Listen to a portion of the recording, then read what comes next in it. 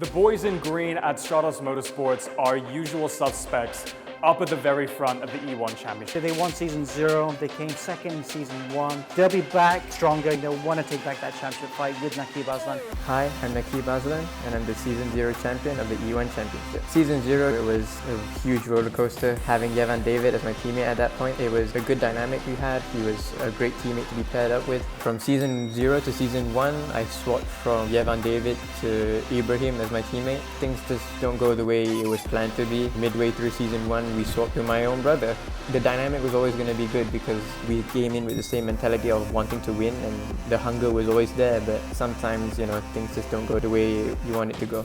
Season 1 was a very difficult season for us. We didn't hit the ground running as we wanted to. Sadly, we won first runner-up instead of the championship. So Team Stratos Motorsports are back for the third season in a row at the E1 Championship, and we're seeing another different driver lineup this time around. We have Naquib Azlan, but alongside him we have someone else, and that driver is Dominic. Hi, I'm Dominic. This will be my first time joining in the E1 Championship. Dominic, he's someone that has been around in the paddock for many, many years. I started going to karting when I was 9, then slowly going throughout the ranks, coming to touring car, then Formula car, and going into GT racing. I went on to race other GT series, managed to got some titles in the China GT Championship in the Pro M category, and also did some TCR race with Viper Diesel Racing, winning the Pro M category in the TCR Spa 500. Real life driver, he's got so much experience and I think it will really benefit us for moving forward as a team.